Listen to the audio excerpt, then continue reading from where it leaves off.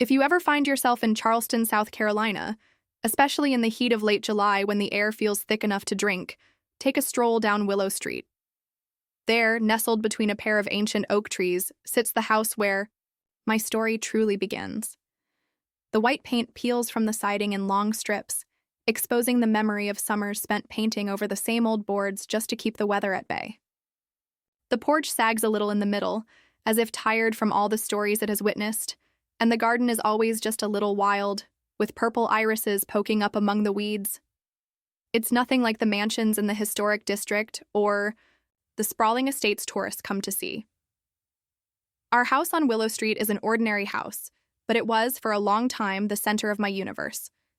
My parents bought it just before I was born, scraping together every dollar my father made as a mechanic and my mother as a school secretary. They chose it because it was close to the elementary school, with enough rooms for the 3 children they hoped for, and a kitchen just big enough for a round oak table, where we'd share every meal, no matter what. I was the middle child, squeezed, between my older brother Ethan and my little sister Sarah. Nathan, the youngest, arrived 6 years after me, a surprise who never quite fit the pattern we expected. My parents worked long hours, and sometimes it felt like the house was raising us, teaching us to rely on each other when the world outside got too hard. I remember Ethan as the steady one, the kind of boy who would wake up before dawn just to finish his chores so our mother wouldn't have to worry when she got home. He taught me to tie my shoes, to ride a bike, and later to stand up for myself when I was afraid. Sarah was the heart of our family. She was only a few years younger than me, but she filled every room with sunlight. Her laughter was loud, the kind that made even the most stubborn neighbor smile, and she had a way of making strangers feel like friends. When she was diagnosed with a rare heart condition at 8, it felt as though the world stopped spinning. I remember the long nights Ethan spent reading her stories by the glow of her bedside lamp, our parents arguing quietly in the kitchen over mounting hospital bills, and the growing fear that we would lose her before she ever had a chance to grow. Ethan became more than just an older brother in those years. He was the anchor for all of us, holding steady when our parents could not. He worked after school at a local grocery store, giving every paycheck to help cover Sarah's medication. On the days she came home from the hospital, Ethan would carry her upstairs no matter how tired he was, and promise her that everything would be all right. Sometimes I caught him sitting on the front steps late at night, staring at the moon, his hands clenched so tightly I thought he might break. When Sarah passed away, just weeks after her 10th birthday, something inside our family cracked. My mother retreated into herself, haunted by the silence Sarah left behind. My father drank more than he should have, unable to look any of us in the eye. The house became unbearably quiet, as if it too mourned her absence. Ethan, though only 23 at the time, stepped up in ways that still astonish me. He kept us fed, kept the house from falling apart, and shielded Nathan and me from the worst of the world's cruelties. Our parents never truly recovered. My mother died of a stroke within the year, and my father followed not long after, the loss of his daughter and wife leaving him a shell of the man he had been. Suddenly, the 3 of us, Ethan, Nathan, and I, were left to fend for ourselves, in a house that felt too big for all the memories it held. I was 17 when I stood in the kitchen with Ethan after our parents' funeral. I remember the way the morning light spilled across the floor, illuminating the coffee cups we'd left untouched. Ethan looked older than his years, exhaustion etched into every line of his face. He clutched Sarah's faded blue blanket in his hands, the one she had carried everywhere, and for a moment, I saw tears glistening in his eyes. "We're all we've got now," he said quietly, his voice barely above a whisper. "I'm not letting this family fall apart, not while I'm still standing." I nodded, trying to swallow the lump in my throat. I didn't know what the future would bring, but I believed him. Ethan had always kept his promises, no matter how impossible they seemed. Nathan was only 11 at the time, a wiry boy with sharp blue eyes and a fierce determination to escape the gravity of Willow Street. He struggled to find his place in a world suddenly stripped of certainty, lashing out in ways I didn't understand. Ethan tried to be both brother and father to him, guiding him with gentle firmness, but Nathan resisted every attempt to keep him close. He wanted more than what the house or Ethan could offer. Looking back, I see how Ethan sacrificed every piece of himself for us. He put aside his dreams of college, trading textbooks for time cards. He worked 2, sometimes 3 jobs at a time, mopping floors at the hardware store by day and unloading freight at the docks at night. He missed birthdays, skipped holidays, and never took a vacation. Also, Nathan and I could have something like a normal life. When I graduated from high school and received an acceptance letter to Boston University, I hesitated to leave. The thought of abandoning Ethan felt like a betrayal, but Ethan insisted. He handed me a wad of 20s, $300 he'd saved in secret over the past year, and told me to buy my books and enjoy a real college meal. He hugged me at the Greyhound station, whispering, "Don't look back, make us proud." I clung to him, grateful and guilty all at once, and promised to call every Sunday. Boston was a world away from Charleston. I was dazzled by the city's energy, by the way the Charles River gleamed at dusk and the campus buzzed with ambition. But every time I passed an old house or heard a southern accent, I thought of Ethan and Willow Street. I worried about him constantly, calling home every chance I could. Each time, he assured me he was fine, that Nathan was doing well in school, that the house was still standing. I heard the strain in his voice but said nothing, trusting in the stubborn resilience that had carried us this far. Nathan, meanwhile, grew restless. He was always chasing something just out of reach: popularity, approval, escape. He took after our father in some ways, quick to anger and quicker to charm. In high school, he ran with a crowd that cared more for parties than grades, but Ethan never stopped believing in him. When Nathan brought home report cards filled with C's and D's, Ethan would sit with him at the kitchen table, patiently working through every problem until Nathan understood. I came home for the holidays, sometimes bringing friends from college, who marveled at Ethan's quiet strength. He welcomed everyone, cooking huge meals and making jokes in that dry way of his. The house felt alive during those times, even if the shadows of loss still lingered at the edges. Nathan, for his part, seemed to thrive when I was home, eager to impress and quick to tease. But as soon as I left, Ethan would call to say Nathan was skipping classes, staying out late, making choices that kept him up at night. After graduation, I took a job teaching high school English in Chicago. The salary was modest, but I loved the work, and I sent money home whenever I could. Nathan graduated, barely, and took off for New York with dreams of making it big. Ethan and I watched him go with pride and trepidation, hoping the city would shape him into the man we knew he could be. Ethan stayed behind, rooted to Willow Street.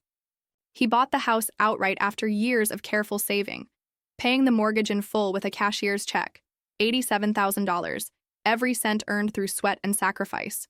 He started his construction crew, hiring men no one else would take a chance on: ex-cons, drifters, men down on their luck.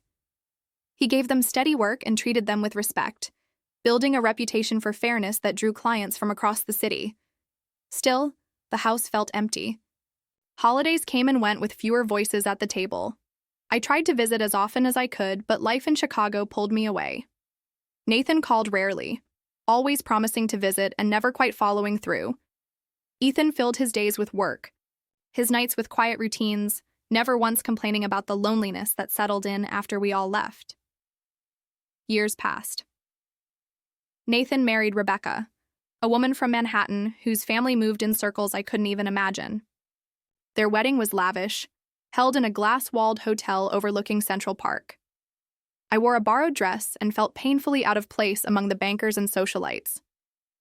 Ethan came alone, sitting quietly at the edge of the dance floor, watching Nathan and Rebecca whirl through the night. I caught him looking at me once, a faint smile on his lips, as if to say, "Can you believe we made it this far?"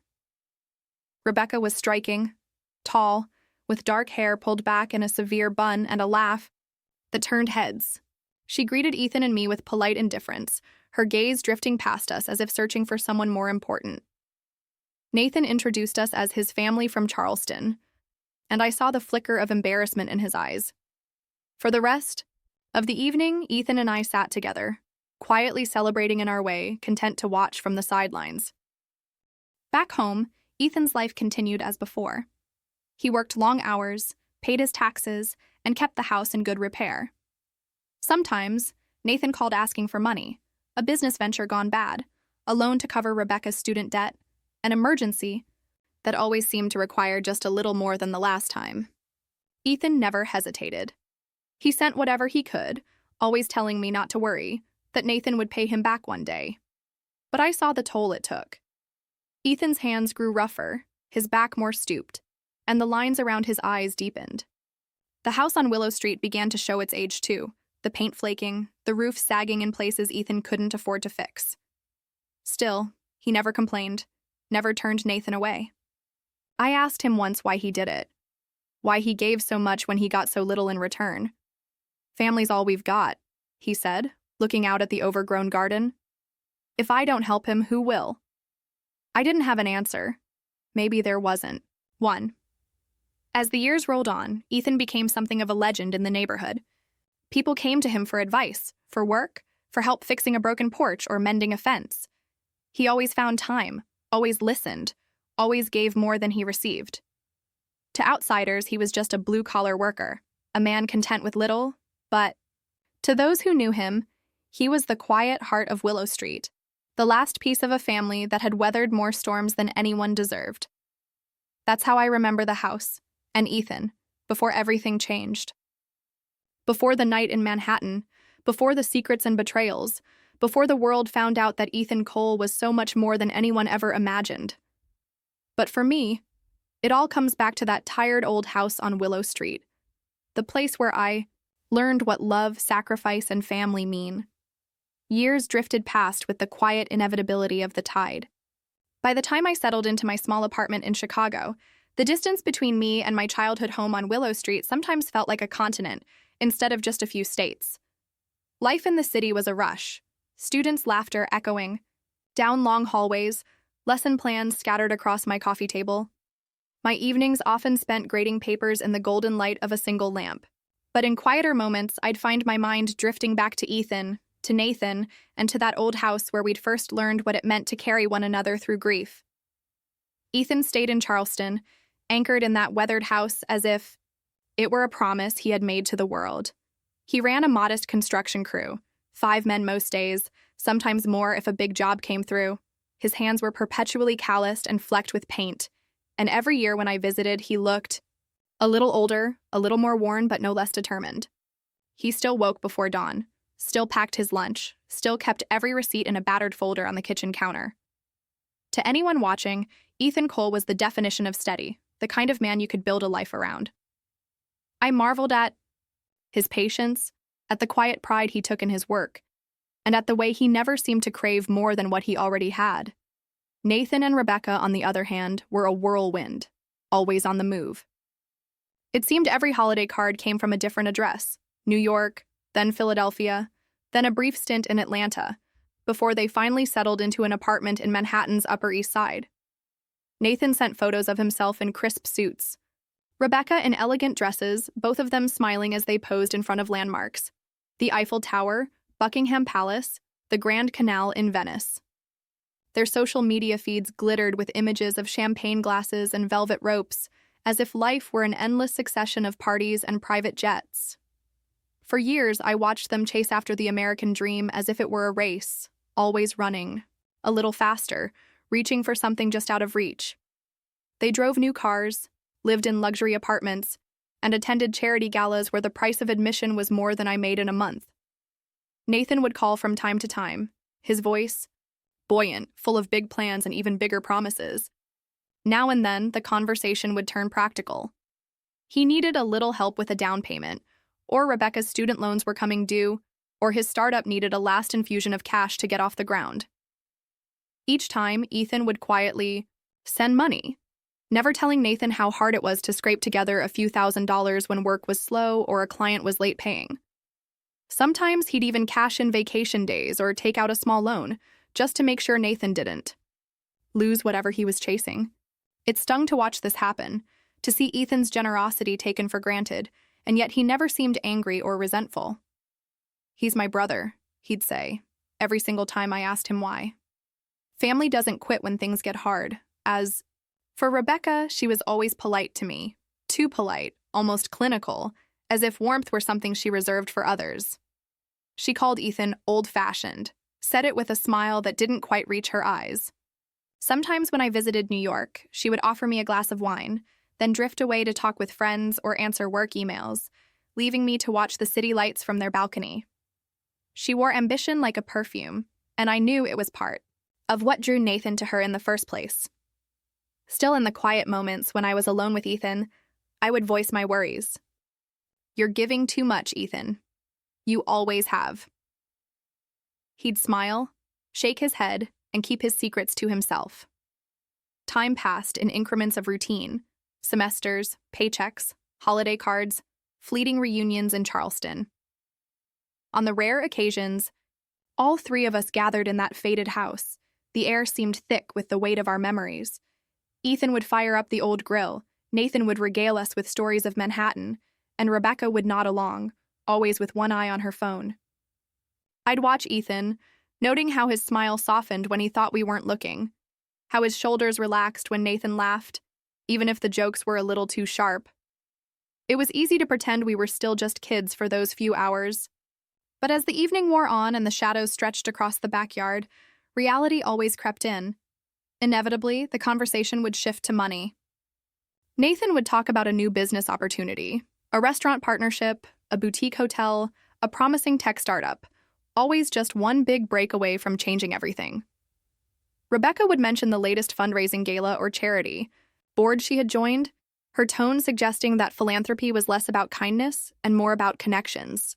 Each time, Ethan would listen, nodding patiently, never boasting about his small victories. A difficult renovation completed, a contract finally paid in full, another year of taxes filed without complaint. I knew Ethan was careful with his money. He lived modestly, drove an old Ford pickup with more dents than paint, and wore boots that had been resoled twice. The only extravagance I ever saw was a battered acoustic guitar he'd bought at a pawn shop, which he played on quiet Sunday mornings. But what I didn't realize, and what none of us did really, was that Ethan had learned to be quietly strategic. He invested what little he could, first in small local businesses, then in properties along the Charleston waterfront, then, improbably, in a series of restaurants that had begun to flourish just as the city's culinary scene exploded. Still, he told no one, content to let the world believe he was just a construction worker, a man with dirt beneath his fingernails and not a penny to spare. The turning point came one crisp autumn evening in Manhattan. Rebecca called and insisted I attend a fundraising dinner for the Lincoln Foundation, a prestigious charity with ties to half the city's elite. The invitation was embossed in gold, the venue listed as La Lumiere, a name I recognized from Nathan's endless stories about the best table in New York. I hesitated at first, unsure if I'd have anything in common with the other guests, but Rebecca was persistent, assuring me that family should stick together, especially for a good cause. I arrived in Manhattan that morning, my suitcase rattling behind me as I navigated the subway from the airport. The city was alive with energy, horns blaring, crowds jostling, autumn leaves swirling around my feet. Nathan met me outside their building, dressed in a tailored navy suit, grinning as if he'd just closed the biggest deal of his life. He hugged me, held me at arm's length, and asked if I liked his new Rolex. I laughed, unsure what to say, and followed him upstairs, where Rebecca greeted me with a glass of wine and a quick kiss on the cheek. Their apartment was stunning.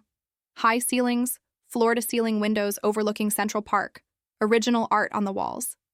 I felt small, a little out of place in my off-the-rack dress, but Nathan and Rebecca seemed not to notice.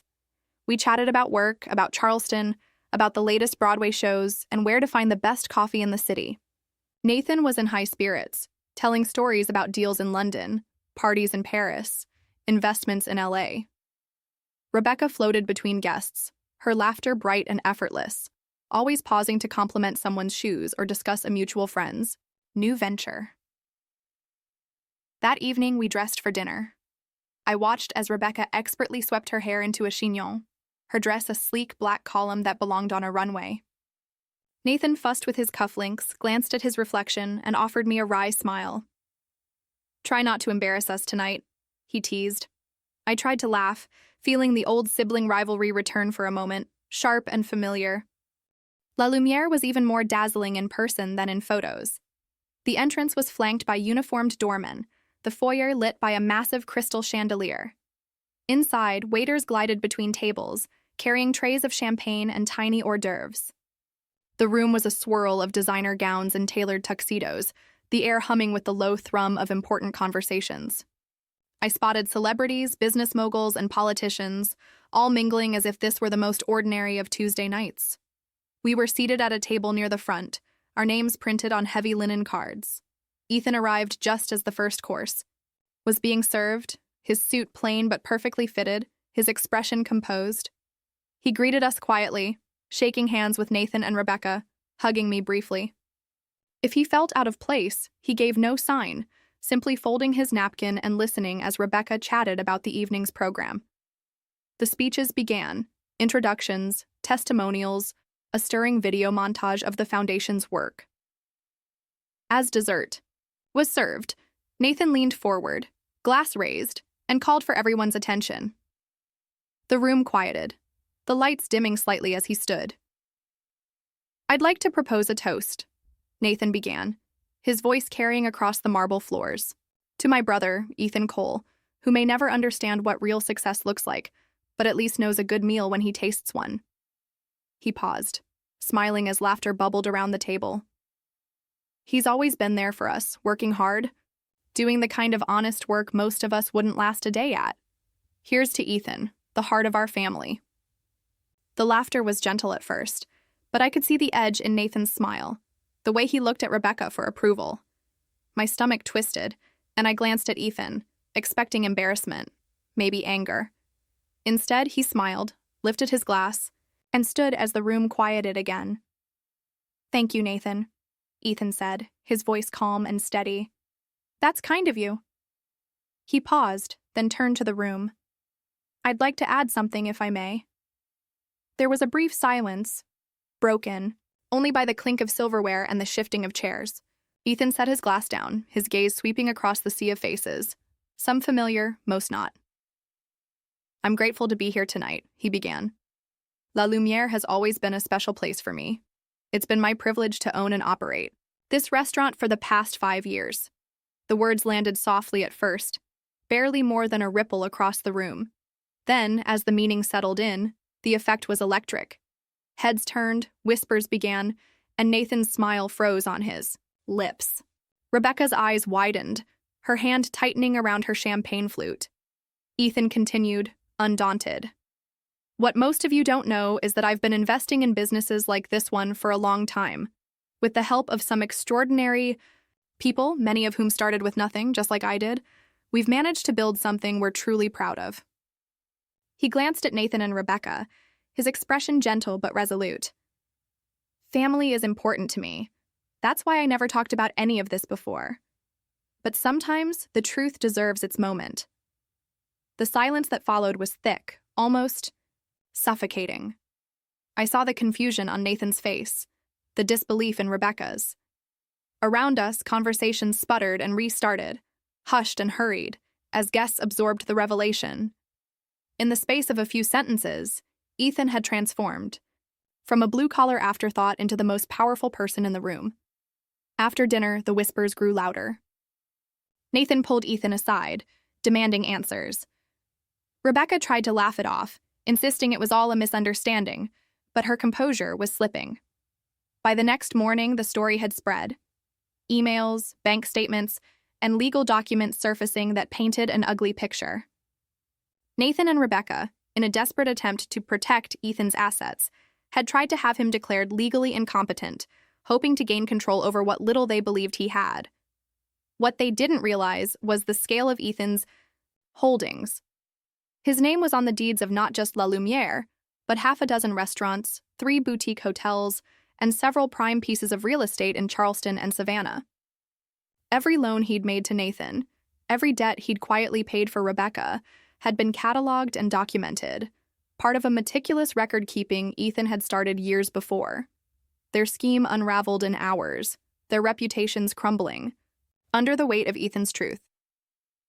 For me, the fallout was heartbreaking but necessary. I watched as Nathan and Rebecca's friends distanced themselves, as invitations dried up, as the glittering world they'd built dissolved into silence. Ethan, as always, remained steady, gracious in victory, humble in the face of their betrayal. He offered no gloating, no retribution. He simply went home, back to the house on Willow Street, where real success had always meant something deeper than money or status. That night in Manhattan marked the end of an era for our family. But it was also the beginning of something new, a chance for all of us to see Ethan for who he truly was, and to realize that the quietest among us often carry the greatest strength. The weeks after the night at La Lumiere felt like watching a slow-motion avalanche, every tremor shaking the ground beneath us. News traveled fast in Manhattan's rarefied circles, faster still when it was laced with scandal. Nathan and Rebecca's world, so carefully curated and controlled, unraveled almost overnight. At first there was denial, a clinging to routine. Rebecca dressing as immaculately as ever. Nathan rising early, straightening his tie in the mirror as if nothing had changed. But whispers traveled, then accusations, and finally, silence. Their phones, once lit up with invitations and congratulations, grew eerily quiet. Nathan was called into his managing director's office 2 days after the dinner. The conversation lasted less than 15 minutes. I wasn't there, but I can. Imagine the way Nathan would have squared his shoulders, insisting it was all a misunderstanding, that family squabbles should stay private. But the financial world is merciless with the scent of scandal. The firm's reputation mattered more than his denials, and by noon, Nathan was standing on the sidewalk outside the building, a cardboard box of possessions at his feet, his ID, badge clipped uselessly to his lapel. His final severance barely covered the mortgage for a single month. Rebecca fared no better. Her charity board appointments, so proudly displayed in every conversation, vanished with a flurry of polite but final emails. The Lincoln Foundation distanced itself first, then the Literacy Initiative, and then the Art Museum. Invitations to fundraising galas dried up. Her name was quietly removed from programs and websites. It wasn't public, not a scandal splashed across tabloids, but it was complete.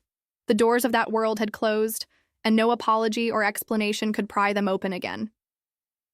Bills began to pile up on the glass table in their penthouse. Nathan pored over their accounts, the same accounts. Ethan had quietly replenished time and again. There was no more money coming from Ethan, and what they'd thought belonged to them. The stocks, the investments, the side businesses were either reclaimed legally or revealed to have been loans, not gifts. Debts called in, mortgages overdue, the penthouse no longer theirs. Within 3 months, they were forced to sell most of their furniture at a loss, the Steinway piano and the designer chairs carted away by men who barely made eye contact. The penthouse itself went to market, sold in a hurry for far less than they had hoped. The move back to Charleston was an act of quiet desperation. I helped where I could, booking their flights, arranging for the last of their belongings to be shipped south. They found a small apartment above a pawn shop on Meeting Street. Gone were the views of Central Park, the thick carpeting underfoot, the hum of city lights through floor-to-ceiling windows. Their new home was cramped and noisy, the air thick with the scent of fried food from the deli downstairs, traffic blaring, late into the night. Rebecca cried the first time she saw it. Nathan just stared, his jaw set hard, as if daring the universe to try him again. I visited often in those early weeks, bringing groceries and listening as Nathan raged, at Ethan, at himself, at the faceless injustice of the world. Rebecca drifted through the apartment like a ghost, her energy sapped, her ambition buried beneath shame and exhaustion. There were days I hardly recognized them, the easy confidence replaced by something brittle and sharp. I tried to comfort them, but the bitterness in Nathan's eyes was hard to meet. He blamed Ethan for everything, refusing to see the truth of his actions. Every conversation seemed to circle back to that night in Manhattan, as if time might eventually rewrite what had been said and done. Ethan never gloated. If anything, he pulled further away, pouring himself into work and charity. He managed his businesses with the same quiet efficiency he'd always had, rarely venturing far from Willow Street except to oversee new projects or visit job sites. At night, he volunteered at a shelter on King Street, serving food, repairing leaky faucets, and lending an ear to anyone who needed to talk. I watched him from afar, wondering if he missed the family he had fought so hard to keep together. Sometimes I'd catch him sitting on the porch at dusk, watching the light fade. From the garden, his expression unreadable. Years slipped by like pages in a diary that no one cared to open. Nathan and Rebecca adjusted to their new life, though it was more a matter of survival than living. Nathan found work as a bookkeeper at a local auto repair shop, a far cry from the skyscrapers of Manhattan. Rebecca took a job managing inventory at a thrift store, where her days were spent sorting through donated clothes, folding and refolding them in silence. Their marriage, once so vibrant and full of promise, now felt held together by routine and necessity. They rarely fought, but they rarely laughed either. The future seemed to have narrowed to a single dim corridor. And yet, in the strangest way, there was a certain peace that came with this new simplicity. Nathan, stripped of the distractions and pretensions of his old life, rediscovered small pleasures. A good meal, a walk by the river, a quiet Sunday with a paperback novel. Rebecca, no longer weighed down by the constant pressure to perform and impress, learned to appreciate quiet mornings and the rhythm of ordinary days. I saw them more often, invited them for dinners and movie nights, and watched as the sharpest edges of their disappointment slowly softened. Ethan and Nathan rarely spoke. When they did, their words were clipped, polite, almost businesslike. The old warmth was gone, replaced by a formality that neither seemed willing to break. I tried more than once to bridge the gap, suggesting lunches or projects they could work on together, but both would politely decline. I had to accept that some wounds were too deep to be healed by simple gestures. Then, one rainy Thursday in late October, the phone call came. I was grading essays when the phone buzzed, Nathan's number lighting up the screen. His voice was strained, breaking in places as he explained that Rebecca was in the hospital. Their son, Daniel, had collapsed at school, shortness of breath, chest pains, blue lips. He was only 8, a quiet, bookish child with his father's eyes and his mother's grace. The doctor said it was a heart condition, a rare one, just like Sarah's. The words hit me like a physical blow. The world seemed to tilt, the walls of my apartment pressing in as memories flooded back. Sarah's pale face, the beeping of monitors, Ethan's hand gripping mine in the hospital hallway. I drove to the hospital in a daze, the rain lashing, the windshield, my thoughts churning. In the waiting room, Rebecca sat with her head in her hands, shoulders trembling. Nathan paced back and forth, every line in his face etched deeper with worry. When I hugged him, he nearly collapsed in my arms, years of resentment dissolving into a single desperate plea. I can't lose him too. The diagnosis was devastating. Daniel would need surgery, expensive, complex, and urgent. The doctor spoke in careful, measured tones, explaining the risks, the costs, the timeline. The procedure alone would cost nearly $80,000, not including the months of therapy and medication that would follow. Their insurance, limited and basic, covered only a fraction. Every avenue they tried led to a dead end. Grants denied, payment plans refused, charity lists with years-long waits. Rebecca made calls late into the night, her voice hoarse, her words increasingly frantic. Nathan pored over bank statements, selling what little remained of their savings. But the numbers never added up. For the first time in years, Nathan called Ethan. I listened to their conversation from the hallway, my heart pounding. Nathan's voice was small, the voice of a child asking for help he knew he did not deserve. Ethan listened, silent for a long time before he spoke. "I'm so sorry about Daniel," he said quietly. "I'll see what I can do." The call ended, with no promises, just a heavy silence. That night, Ethan drove to the hospital. He sat by Daniel's bed, reading stories, just as he had for Sarah all those years ago. Rebecca watched from the doorway, her eyes rimmed red, her defenses finally falling away. For the first time, there was no distance between them, just 3 adults, broken and afraid, desperate to save a child. Days passed. Every morning, Rebecca checked the mail, hoping for a miracle. Every afternoon, Nathan visited local churches, applying for assistance, swallowing his pride to beg for help.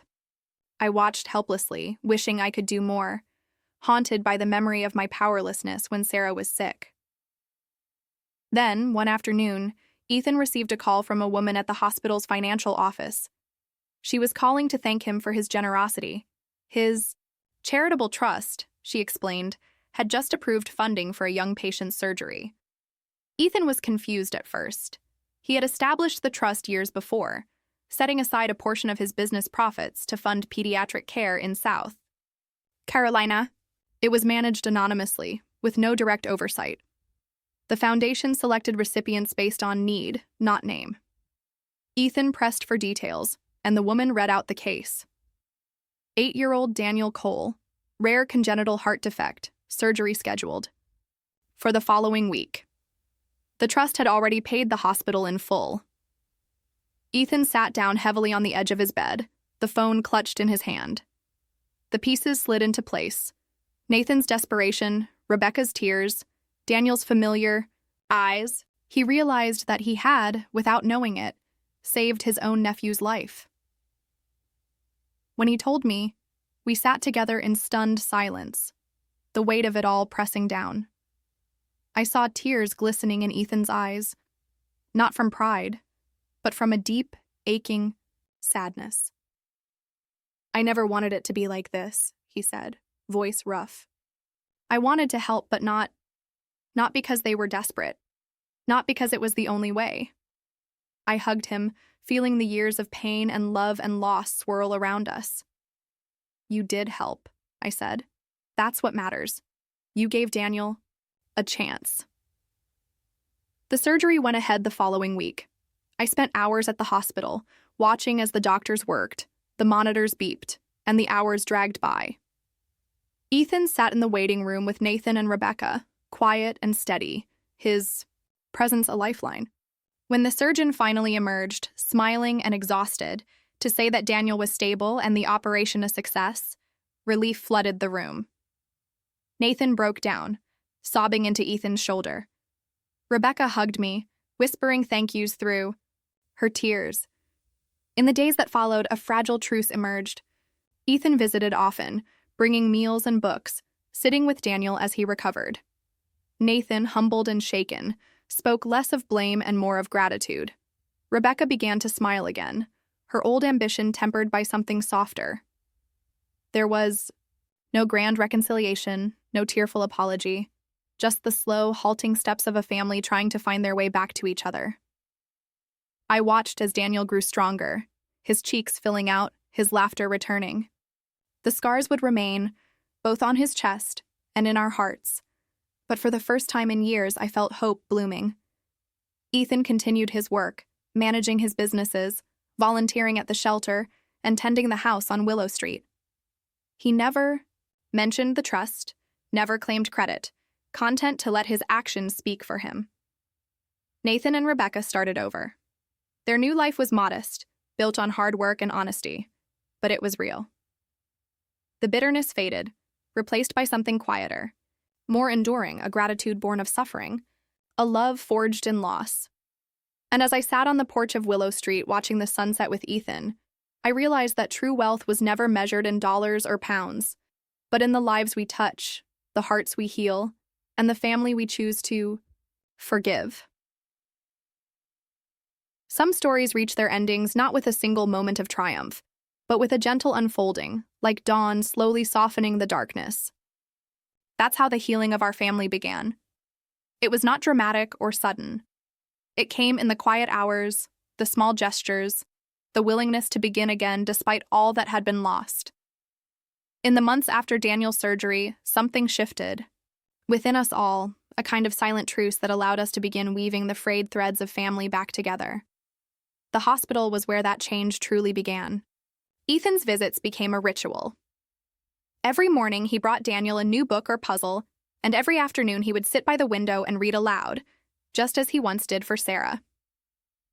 The nurses loved Ethan.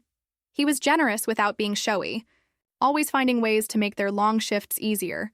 Coffee in the break room, a surprise lunch from his favorite Charleston deli, sometimes even covering the grocery bills for a nurse who was struggling that month. Word spread quietly through the children's ward.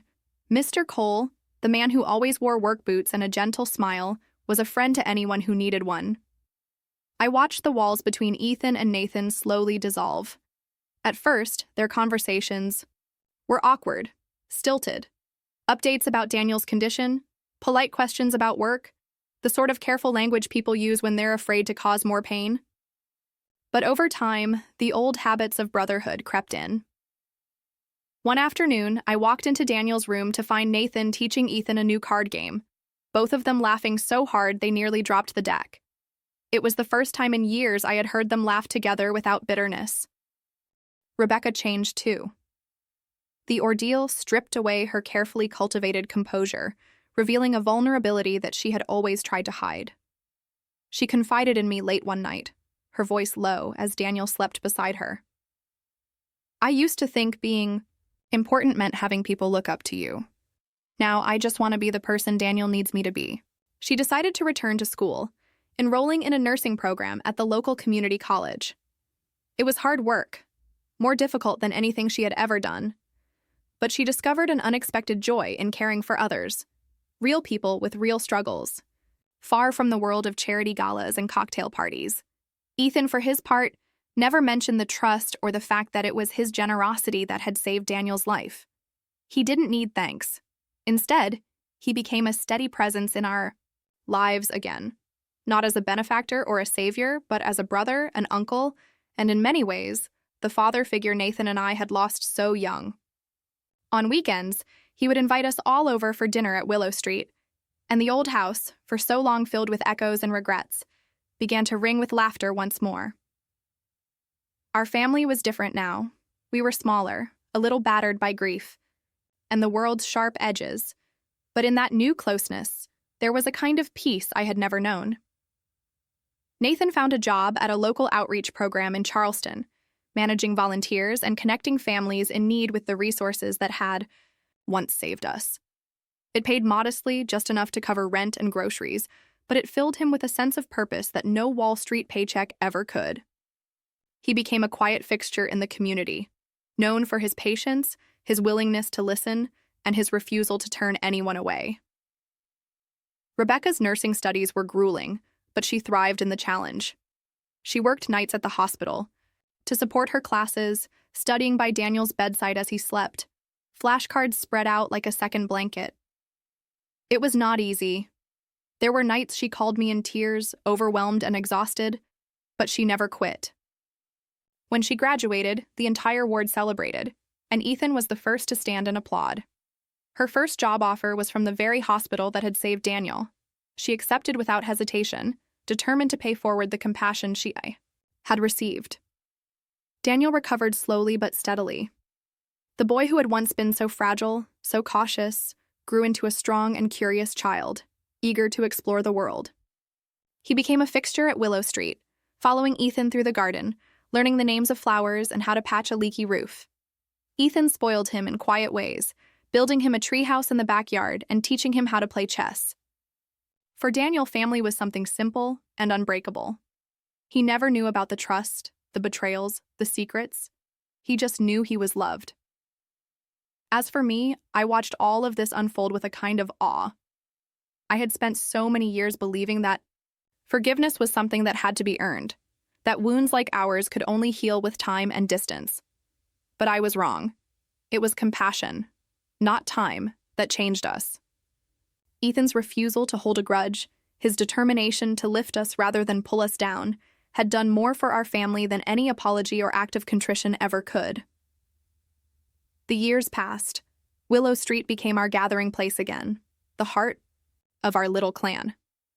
Holidays were loud and joyful, filled with laughter and stories, the kind that lingered long after the dishes were done.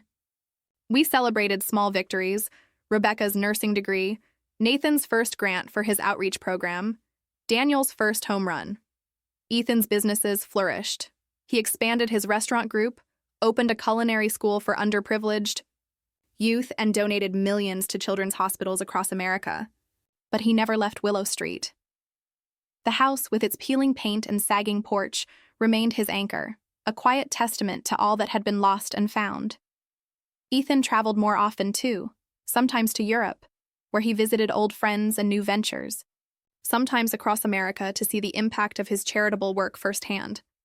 He preferred to travel simply, never one for luxury hotels or flashy cars. Once, when I asked why he didn't spend more on himself, he smiled and shook his head. "I have everything I need right here," he said, looking out at the garden where Daniel was chasing fireflies. "Why would I want anything more?" His humility was both a lesson and a mystery. To the outside world, Ethan was a success story, an entrepreneur, a philanthropist, a man who had turned hardship into opportunity. Magazines wrote about him, though he rarely gave interviews. Journalists would arrive in Charleston, expecting to find a mogul with bodyguards and a mansion, and leave with stories of a man who still mowed his lawn and drank coffee with the mail carrier. To us, though, he was just Ethan, steady, kind, impossibly generous, and unshakably grounded. We never spoke again of the years we had lost, of the bitterness and betrayal that had nearly destroyed us. It was enough to be together, to know that we had chosen forgiveness over revenge. Nathan once tried to apologize haltingly one evening as we sat on the porch watching the sunset. Ethan listened, then put a hand on his shoulder and said, "We're family. That's all that matters." The words were simple, but they closed a wound that had been bleeding for years. Daniel grew up in the shade of that forgiveness, learning early that love was not about perfection, but about perseverance. He never saw his parents as failures, only as people who had been given a second chance and made the most of it. He excelled in school, made friends easily, and talked about one day becoming a doctor, so I can help other kids, like Uncle. Ethan helped me. Rebecca found fulfillment in her work, quietly changing lives one patient at a time. She never sought recognition or praise, content to be part of something larger than herself. Nathan, too, found his calling in service, working with families who, like us, had lost their way and needed a hand to steady them. In their humility, I saw the best of what Ethan had taught us: compassion, resilience, and the belief that even the deepest wounds can heal. As for me, I kept teaching, grateful for the chance to watch my family rebuild itself one day at a time. I told our story when I could, not for sympathy but for hope.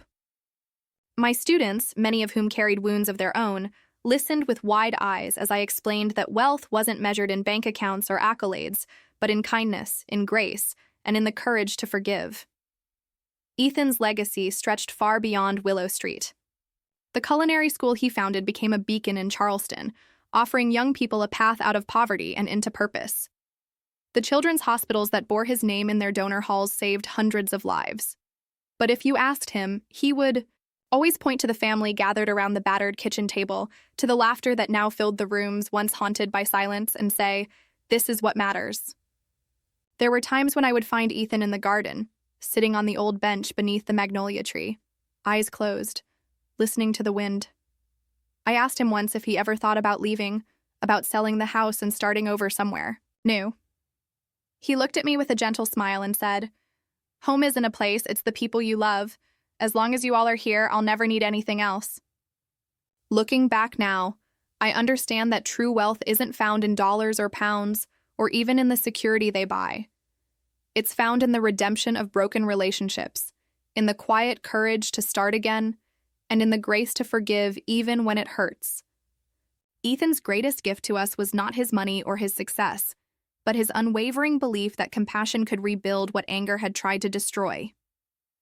Whenever someone asks about the house on Willow Street, I tell them our story.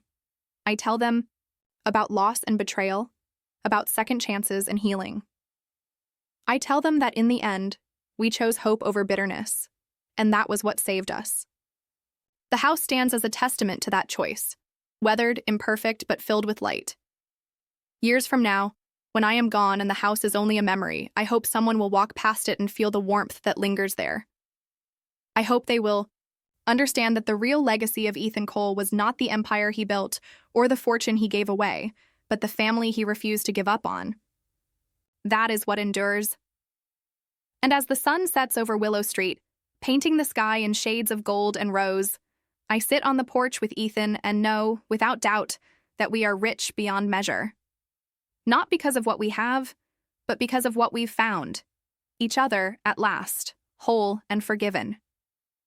If you had told me 6 years ago that I'd one day become the backbone of Palmer International's Atlanta office, I probably would have laughed and changed the subject. Back then, I was just grateful to have landed a solid operations role after my divorce, hoping that the steady hours and dependable salary would offer the kind of stability I'd always wanted. But as time passed, I became more than just a cog in the machine. I learned the rhythms of the company, when budgets needed tightening, when client relationships had to be massaged, when the coffee machine was on its last legs, and someone needed to make a quick run to Kroger to keep the team from rioting. I learned everyone's secrets, too. That was just how it was in our office. If something needed to be done, it found its way to me. Palmer International's Atlanta branch wasn't what you'd call flashy. Our building, an uninspired block of glass and brick tucked into a busy section of Peachtree Street, sat between a worn-out pizza joint and a bank that always seemed to be closing early. Our lobby was furnished with generic art and low, humming lights, but once you made it past reception, you'd find a small army of professionals dedicated to keeping a very complicated business afloat. We specialized in logistics and business development for American and European tech companies. Our contracts stretched from the high rises of Manhattan to warehouses on the outskirts of San Francisco. My title was Senior Operations Coordinator, but on most days, I felt more like a firefighter, a therapist, and an amateur diplomat rolled into one. Every morning, I arrived by 7, before the city's traffic had a chance to turn the roads into a parking lot. I'd make myself a mug of weak coffee, skim the news, and then dive into emails, hundreds of them, it always seemed. Some were urgent, others were from suppliers in California about late shipments, or a client in London who'd somehow misplaced an invoice, again. But I liked it. I liked being the person people turned to when things were on fire. I liked knowing the inside story on every contract, every personality in the office, and every secret handshake deal. I suppose, looking back, I liked feeling indispensable. I also liked the people I worked with. There was Olivia in HR, always quick with a sarcastic joke, and Jerry, our old-school finance manager, who had worked at the company since the Clinton administration. Then there was Amanda in compliance, who never missed a single regulatory detail, and Marcus, our marketing lead, who would bring in fresh bagels every Friday. I even liked Richard Palmer, the company's founder and CEO. He was stern but fair. A relic from another era, and he made it a point to know everyone's name. For 5 years, the status quo held, and I felt secure in my place. Until the morning Peter Palmer arrived. It was an ordinary Monday when the elevator doors opened and out strode the boss's son. Peter Palmer was, in every sense, the kind of man you'd expect to see stepping out of a glossy magazine, tall, with perfectly coiffed hair and tailored suits that looked custom-made. Later, I'd learn they were, each suit costing more than I spent on my monthly mortgage. Peter had just graduated from a business school in Europe, and he wasted no time making sure everyone knew it. He carried himself with a confidence that bordered on arrogance, walking past reception with the casual air of someone who'd never been told no in his life. My first impression? I'll be honest, I didn't like him. There was something about the way he barely glanced at the rest of us as he entered, just a flash of white teeth and the briefest of nods, as if he were acknowledging the staff at a country club, not meeting his new team. He swept through the office, shaking hands with the executive team but skipping right over the support staff, the people who made the company run. And then he was gone, ducking into his father's office and closing the door behind him. We'd all known, in vague terms, that the boss's son was coming. Richard had mentioned Peter in a few meetings, always with a hint of pride, and hinted that fresh blood was what the company needed to expand internationally. But I don't think anyone, including Richard himself, expected Peter to start making demands on his very first day. The first meeting I had with Peter was in the conference room, just past 9 o'clock. He breezed in with a tablet in hand, sat at the head of the table, and started scrolling through the week's reports. He didn't bother with introductions. Instead, he looked up at me and said, "I need you to reassign the Worthington Bank account to my friend, Luke Adams. He'll be joining us tomorrow." I blinked. Worthington was our biggest client, a pillar of our revenue, and every detail of their business was a delicate dance of compliance regulations and legal minutiae. Luke Adams? I had never heard the name before. I hesitated, carefully choosing my words. "Peter, the Worthington account is complicated. I've been managing it for 3 years, and there are a lot of moving parts." He cut me off with a wave of his hand. "Luke went to Cambridge with me. He'll figure it out. Just make sure the files are on his desk by 10. I glanced across the table, looking for support. None came. Olivia stared at her notebook, Jerry was fidgeting with his pen, and even Marcus avoided my gaze. I realized, in that moment, I was alone. Still, I stood my ground. If we don't handle the handoff correctly, it could put us in violation of several contractual agreements, I said. And if anything goes wrong with Worthington, we could lose hundreds of thousands of dollars in revenue. My voice was steady, but my heart was pounding. Peter's reply was as cold as it was swift. If you can't follow a direct order from your manager, maybe you should reconsider your future with this company. He didn't shout, didn't raise his voice, just stared at me as if daring me to challenge him again. The meeting ended just as quickly as it had started. As I returned to my small office, a space I had made my own with photos of my sisters in Boston and my adopted cat, Minnie, I felt the sting of humiliation, mixed with a rising sense of anger.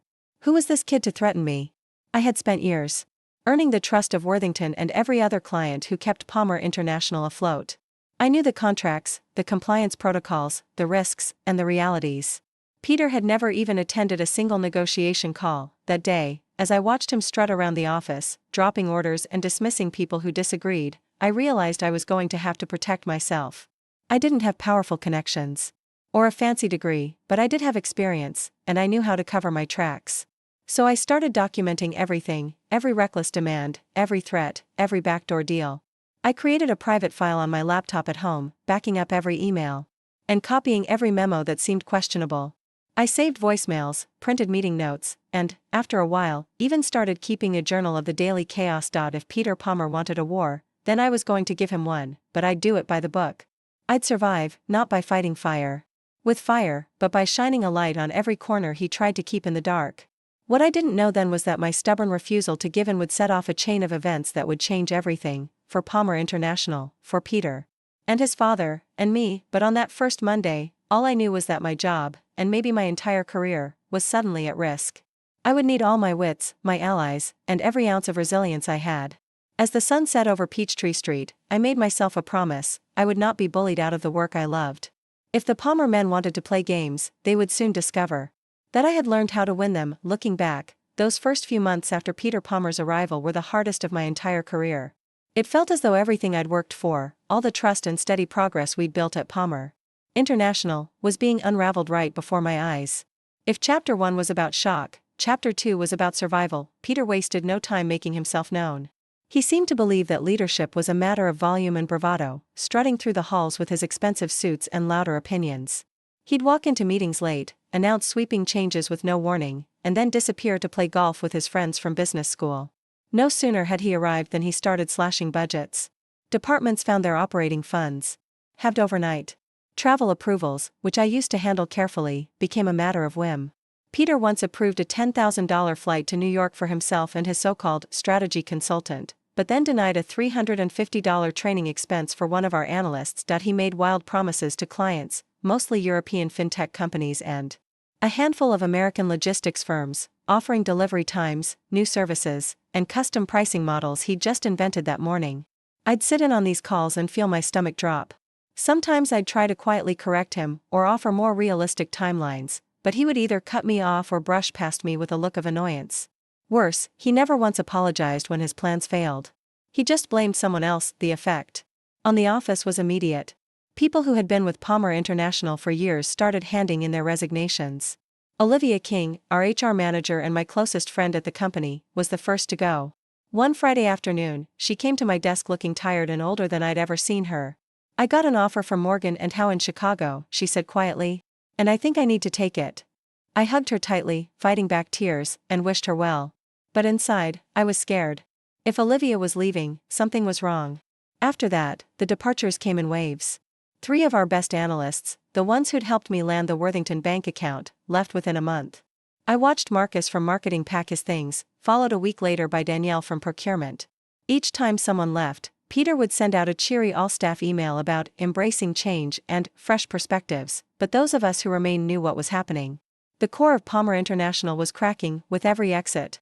My workload doubled. I covered compliance reports, drafted invoices, trained new hires, and managed accounts I'd never even seen before. But I refused to bend. Peter might have had the Palmer name and a fancy degree, but I had something he didn't: the loyalty and respect of the people still left, the ones who remembered what it was like to work as a team. I became their confidant and shield, the person they came to when they were too afraid to speak up. It wasn't glamorous. Most days, I barely had time for lunch, but it gave me a purpose. Behind closed doors, Peter was even worse. He started calling me insubordinate for questioning his instructions. There was the time he tried to force me to sign off on a $250,000 wire transfer to a vendor called Westbridge Consulting, a name I'd never heard before. He insisted he'd personally vetted the vendor. When I asked for documentation, standard protocol, he rolled his eyes and said, "Why can't you just do what you're told for once?" I calmly explained that, as operations coordinator, I couldn't approve payments without proper verification. That was when he lost it. "Maybe it's time you think about whether you belong here," he said, in that cold, clipped tone I'd grown to dread. He even tried to have me fired, going to his father with a litany of complaints about my attitude and failure to execute. Luckily, Richard Palmer still remembered all the years I'd kept his company afloat. He called me into his office, told me he'd heard the concerns, and then, in his gruff way, urged me to just work with Peter, if you can. I left his office knowing I was on my own. Every night, I went home to my little house in Decatur, exhausted. I'd microwave something bland for dinner, sit at my kitchen table, and pore over the growing mountain of files and notes I'd gathered. Each time Peter barked out a reckless order or sent a threatening message, I documented it. Every suspect payment, every questionable email, every attempt at intimidation, if it crossed my desk, it was saved. I kept everything on a secure drive, one only I could access from home. Part of me felt a little paranoid, but I knew I was doing the right thing. I had learned the hard way that the best defense was a paper trail. It wasn't long before I realized I wasn't the only one who saw through Peter's charade. Amanda, our compliance officer, was as sharp as ever. She caught on quickly that something was off, especially when her department's audit requests went mysteriously unanswered, or when Peter started bypassing established procedures. One evening, after most people had left, Amanda stopped by my desk. "Can I talk to you?" she whispered, glancing around to make sure we were alone. We sat in the break room, sharing stale coffee and a sense of frustration. "Have you noticed how payments are being approved without oversight?" she asked. I nodded, feeling a wave of relief. I wasn't imagining things. "And did you see the paperwork on that new vendor? Westbridge Consulting?" I told her everything I knew. By the end of our conversation, we both understood that something much bigger was happening. Rachel from legal joined us next. She'd been quiet in meetings, but I'd always suspected she was observing everything. She started sending me little notes, carefully worded, asking for copies of certain emails or contracts. We began meeting after hours, in Amanda's office. Or sometimes at the bakery down the street, comparing timelines and compiling a list of questionable decisions. Our evidence grew every week. There were mismanaged funds, attempted firings, angry emails from clients, and, perhaps most suspicious of all, a deal Peter had struck with a London-based partner that seemed to exist only on paper. The address was nothing more than a mailbox, and the invoices looked like they'd been whipped up in Microsoft Word that morning. The more we discovered, the more anxious I became. Still, Peter pressed on, utterly convinced no one could touch him. He'd wander the halls, loudly proclaiming new plans, promising investors that international expansion was just months away, and pushing his cronies into key roles. He seemed to believe that the company, and everyone in it, existed only to serve his ambitions. Rules, contracts, and basic decency meant nothing to him, but those of us in the trenches weren't about to let Palmer International sink without a fight. We built our coalition slowly, sharing only with those we trusted. We encouraged the staff who remained to document everything and to come to us if they felt threatened or uncomfortable. Amanda trained her team to flag suspicious transactions. And Rachel made sure legal records were airtight. For every wild decision Peter tried to force through, we had a record ready to counter it. Of course, there were moments I wanted to quit. More than once, after another exhausting day or after reading a new tirade from Peter, I found myself staring at my computer screen, thinking about walking away. But I remembered what it felt like when the company ran well, when we celebrated together after landing a new contract or solved a tough problem as a team. I knew I owed it to myself, and to everyone still holding on, to fight for that kind of workplace again. Sometimes, late at night, I'd sit in my backyard, looking up at the Atlanta sky, wondering how much longer I could keep going. I felt the weight of every decision, every person who had left, every threat Peter had made. But then I'd remember Amanda's steady determination and Rachel's quiet brilliance, and I knew I wasn't alone. Together, we were building a case, not just for ourselves, but for the future of Palmer International. Battle lines had been drawn. Peter thought he was untouchable, that the Palmer name would shield him from any consequence. What he didn't know, and what gave me strength on the hardest days, was that the real power in any company isn't held by those who shout the loudest or spend the most money. It's held by the people who care enough to do the right thing, no matter the cost. And so, as the days turned into weeks and the weeks into months, we kept our heads down and our eyes open. The struggle was far from over, but for the first time, I believed we might win. It was almost surreal how fast things began to unravel, but looking back, I know it wasn't luck.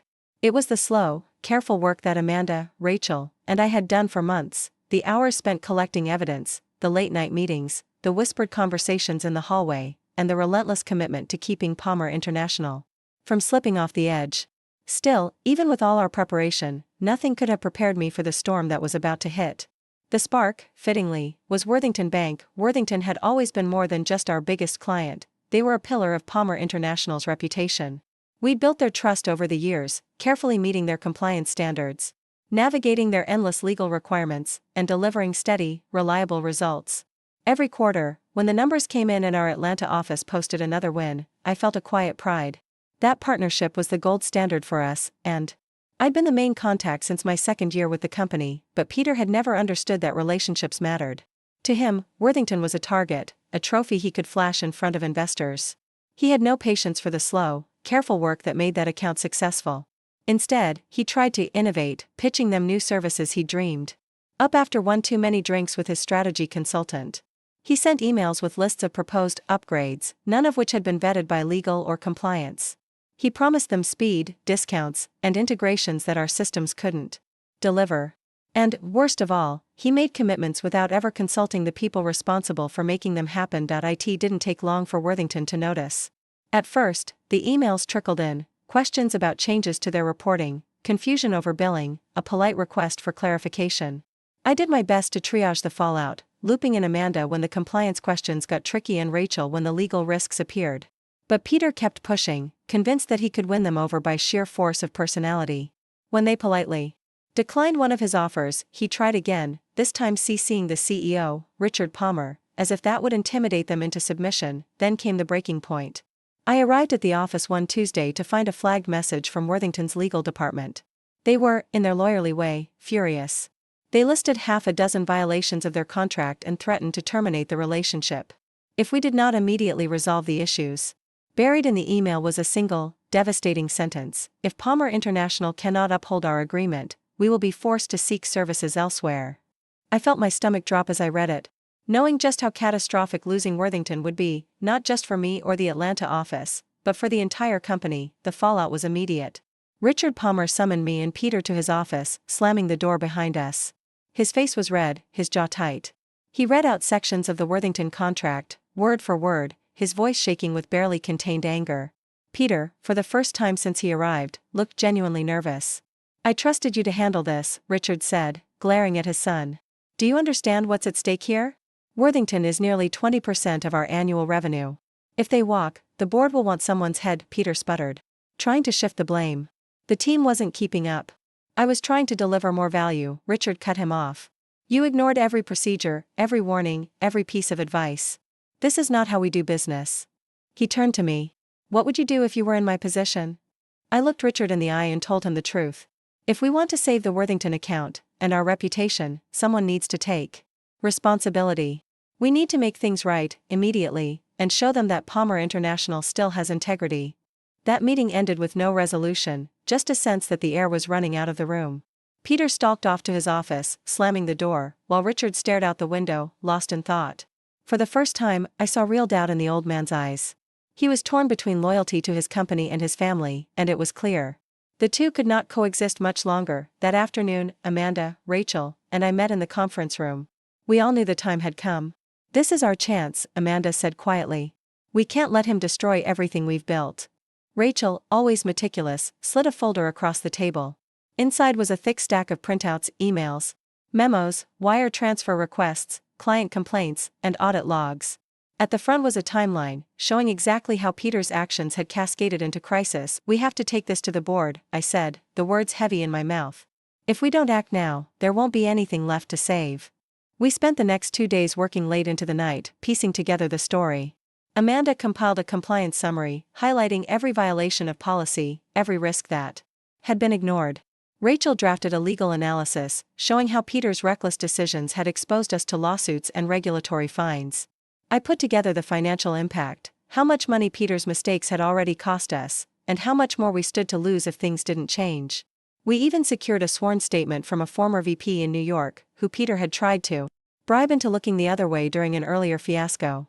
He described, in detail, how Peter had offered him a bonus in pounds, 50,000, to be exact, to fudge the numbers on a quarterly report. By Friday morning, our binder was 3 inches thick, tabbed, and indexed. We booked a slot on the board's agenda for the end of the day, a move that raised eyebrows, since the board rarely met with operations staff directly. As I walked into the meeting, clutching the binder, my heart was racing. I had never gone up against the company's top brass before, but I knew I had no choice. The room was silent as we took our seats. The board members, some flown in from New York, others from Boston and London, looked tired, their faces drawn. Richard Palmer was at the head of the table, flanked by his son, who sat rigid and pale. I caught Amanda's eye and felt her steady presence. Rachel nodded once, calm as ever. Rachel spoke first, her voice clear and unwavering. She laid out the facts, the contractual breaches, the missed deadlines, the client complaints. She explained how Peter had bypassed legal and compliance, ignored warnings, and endangered our biggest account. Amanda followed, presenting the compliance failures and the risks we now faced: fines, audits, possibly even legal action if Worthington made good on their threats. Then it was my turn. I stood and opened the binder, flipping to the financial section. I read out the numbers, my voice louder than I expected. Peter's actions have already cost us nearly $3 million in lost revenue, penalties, and emergency payouts to keep clients from walking. If Worthington leaves, we stand to lose an additional $7 million in annual business. This isn't just about one client. This is about the future of Palmer International. When I finished, the room was silent. I saw the board members exchange glances, their faces grim. No one said a word for a full minute, the tension hanging in the air like a storm about to break. Finally, Eleanor Price, the chairwoman from Boston, cleared her throat. "We appreciate your candor," she said. "We will discuss the next steps in private." I left the room feeling numb, the adrenaline still coursing through me. I knew we had done everything we could. All that remained was to wait. By Monday morning, the decision was out. Peter was removed from all managerial duties, pending review. And Richard Palmer was placed on administrative leave for failing to intervene. The announcement was terse, sent via company-wide email, but its impact was electric. For the first time in months, the office felt lighter. People whispered in the hallways, relief mixed with disbelief. There was still work to be done, but for the first time, I believed that change was truly possible. In that moment, I realized something powerful: real leadership isn't about having the loudest voice, the fanciest title, or the family name on the door. It's about the courage to do what's right, even when it means risking everything. And for Palmer International, the turning point had finally come. 3 weeks after the board's dramatic decision, I was summoned to the executive suite on the top floor. I barely had time to wonder why before I was led into the sunlit corner office of Eleanor Price, the board chairwoman. Eleanor was a woman whose presence filled a room without effort. She had flown down from Boston and looked every inch the authority figure in her navy suit and understated jewelry. There were no pleasantries, no small talk, she simply gestured. "For me to sit." "You held this company together," she said, her voice measured, as if she were pronouncing a final verdict. "Palmer International needs someone who can set a new course, and more importantly, someone the staff will trust. We want you to lead the international division, effective immediately. The role comes with a $40,000 raise and an equity stake." I sat there for a moment, stunned. My mind flashed back to my earliest days in Atlanta, when I used to stay late just to make sure invoices were filed properly, and I would daydream about the possibility of a corner office. Now, it was being offered to me not as a fantasy, but as recognition.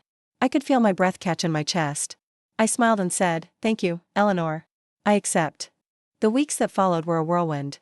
The atmosphere at Palmer International shifted in ways I could hardly have imagined just a month before. The sense of constant dread that had haunted the halls evaporated, replaced by tentative optimism.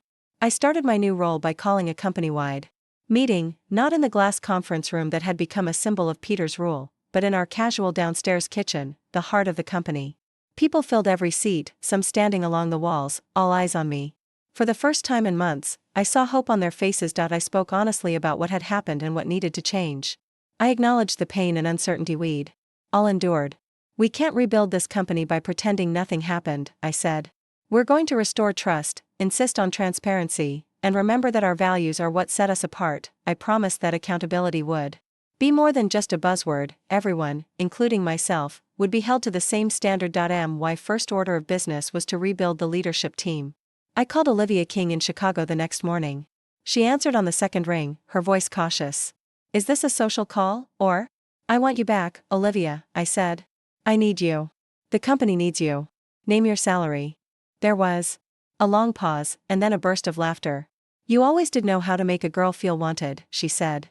She was back in Atlanta by the following week, her energy and wit infusing the office with new life. With Olivia at the helm of HR again, people finally felt safe coming forward with ideas and grievances, knowing they would be heard. I promoted Amanda to Director of Compliance and gave her the resources and staff she had always deserved. She set about overhauling every process Peter had disregarded, instituting new checks, regular training, and a policy of full transparency for all international accounts. Rachel became general counsel, her careful eye ensuring we would never again be blindsided by risky decisions. The three of us met every Monday morning, a standing tradition that soon became the company's true compass. One of my proudest moves was reaching out to people who had left under Peter's regime. I called Marcus in New York and Danielle in Denver, offering them their old jobs back, this time with real authority and a clear mandate for integrity. Some returned, some didn't, but word spread quickly. Palmer International was turning a new page. Meanwhile, Peter and his father slipped quietly out of company life. Richard retired to his estate in Connecticut, and Peter took a sabbatical to focus on personal development, as the official memo put it. They were not fired publicly, but neither were they invited to the Christmas party or featured in the annual report. Their absence, rather than their removal, became the new normal. Staff no longer walked on eggshells, and the gossip about the Palmers faded, replaced by conversations about the future. With the toxic influence gone, morale surged. I saw it in the little things, the laughter in the hallways, the way people volunteered for new projects, and the steady stream of ideas landing on my desk. For the first time in years, staff meetings ended with applause, not silence. Our clients noticed, too. Worthington Bank renewed its contract, sending a glowing letter of thanks. New business began to flow in from companies in London, Paris, and even Berlin, all drawn by our reputation for honesty and reliability. When I traveled to meet clients abroad, I was welcomed not as a replacement for the Palmers, but as the leader who had set things right. Still, there were challenges. The months of chaos had left gaps in our finances and cracks in our reputation. Amanda worked tirelessly to reassure regulators, while Rachel negotiated settlements with two former clients who had threatened lawsuits. Olivia revamped hiring and onboarding, determined to create a culture that valued initiative but rejected entitlement. I spent late nights in my office, often alone, poring over spreadsheets and drafting policies. There were setbacks, delayed contracts, difficult negotiations, moments when I doubted myself. But each time, I remembered how close we had come to losing everything, and I pushed forward. I made it a point to be accessible. I invited junior staff to lunch, hosted informal roundtables, and listened more than I spoke. I wanted everyone, from the receptionist to the board, to feel heard. I encouraged teams to bring me bad news early and praised those who flagged problems instead of hiding them.